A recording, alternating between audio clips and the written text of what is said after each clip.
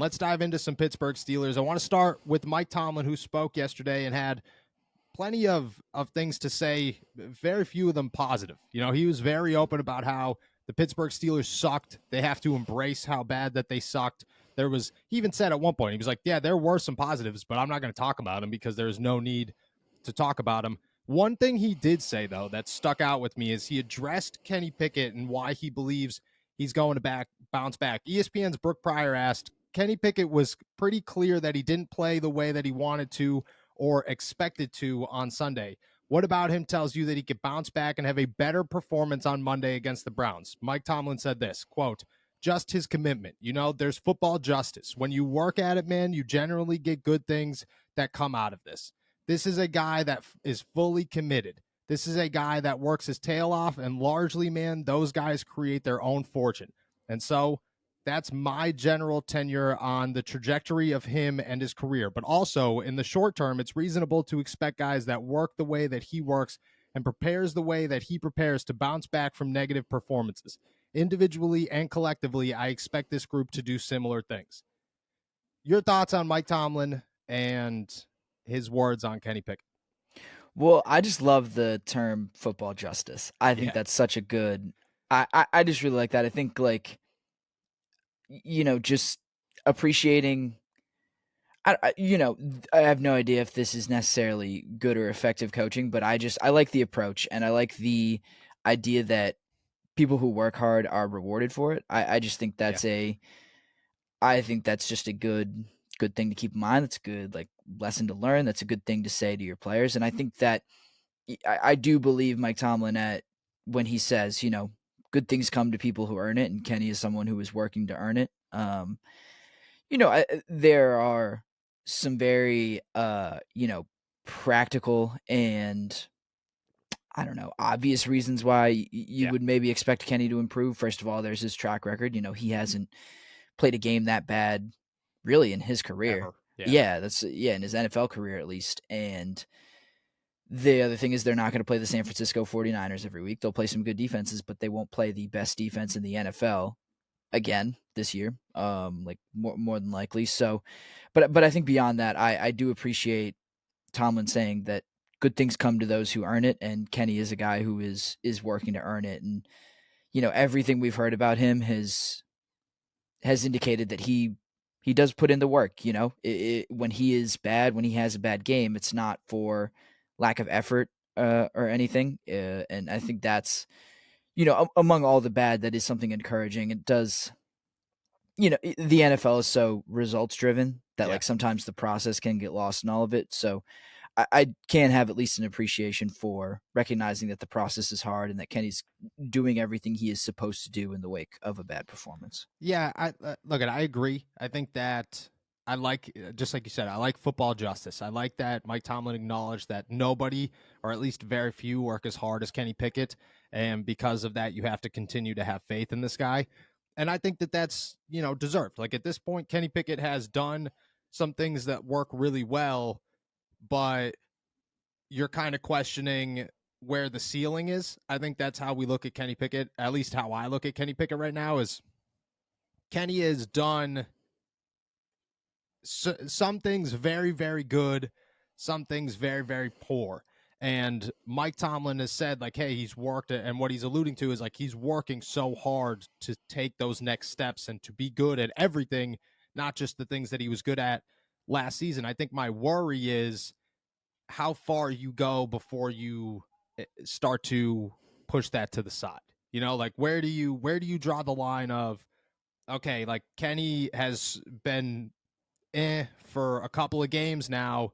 It's got to be not about work ethic. And I'm not going to say that he's going to be that, because my thing with Kenny Pickett is this, and I got to go back and watch the film, and I actually watched the game twice after I watched it on Sunday, just because I was I watched it the first time and went, wow, that was really bad again, and my notebook was full, and I was I got to go back and watch it again, because I just, I have to really have a detail of why everything was really, really, really bad. And it kind of went down to this, it looked like Kenny Pickett started over, but the biggest thing was Kenny Pickett is still good at what Kenny Pickett does well. My worry is is Kenny Pickett going to be good at the other things? Like last year, we talked timelessly about how the Pittsburgh Steelers hammered Kenny Pickett. You have to be good at 2-minute drills. You have to be a winner. You have to be good when it's crunch time. And what did he do in a 2-minute drill at the beginning or at the end of the first half? He went down and scored a touchdown. And it was his best drive of the game. And he looked fluid and everything looked fine. And the offense looked really good. And the rest of the game, when everything was slower and things weren't moving as quick, he wasn't that good. He actually wasn't good at all. But that also goes to Matt Canada. Does Matt Canada call better plays in those 2-minute drills than he does the rest of the game? I think 100% yes. And that brings me back to my point about Mike Tomlin. Mike Tomlin has ignored Matt Canada's progress or lack thereof for 3 years now. And now we've hit a point again where his best game is in those moments. You know, like even when Ben Roethlisberger was around, it was like, okay, all you got to do is keep the game close enough so that Ben could go and win it in a 2-minute drill. Kenny Pickett could go win it in a 2-minute drill. Clearly, Matt Canada knows what he's doing with those 2-minute drills, doesn't really know what he's doing with the rest of it. Mike Tomlin has ignored that time and time and time again and just continued to say, we have faith in this guy and we'll be fine and everything will work out fine and Matt Canada knows what he's doing. How long are you going to go before, it becomes an issue with Kenny Pickett? And again, I don't think that's going to be the case, but right now, Kenny Pickett's only good at this, and he's got to be good at everything. And the farther you go into the season, the more you worry that. But I will say this. I will, because I don't want to be bagging on Kenny too much because I think that it is too early to start freaking out. My problem with Kenny, or my thoughts with Kenny are, he showed us that he could do everything all preseason long and all training camp long and even at the end of last season a little bit. So it's all there. It's just about putting it on the field on game days. I'm kind of, the more I watch that game, kind of putting it on Matt Canada to say, maybe you should do a couple of things to like help your quarterback out a little bit, calm the nerves. I think is a huge thing. Is like it kind of felt like Kenny was out there by himself, and like it was just like, okay, you figure it out because nobody else is helping you out. That's interesting. So I do agree with you. Like there is a point where work ethic only takes you so far, and like we can, at a certain point, if a guy's trying really hard and he still stinks, like that tells you what you need to know. Yeah, like. And I'm not comparing Kenny Pickett to Tim Tebow, but Tim Tebow's the first round pick just solely based off of the fact that guy outworked everybody in the world. Well, I think he was pretty talented too, but but not as a quarterback. Sure. He was like a 5-star recruit coming out of high school. He was a pretty good player. Not as an NFL quarterback. I'll say that. Sure. Tim Tebow is my favorite college player of all time. I think he's a stud, but he doesn't have the NFL arm. He never had the NFL arm. Yeah.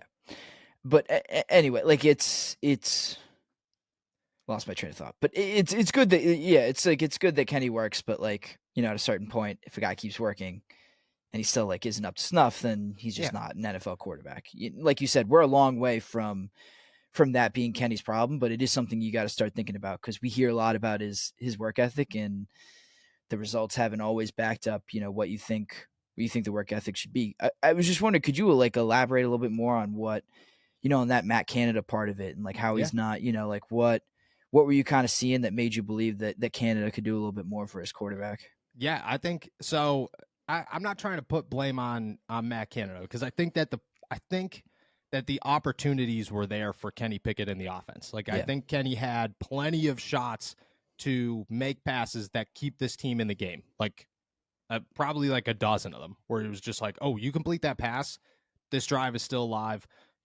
Could change the whole game. And a lot of them were early too.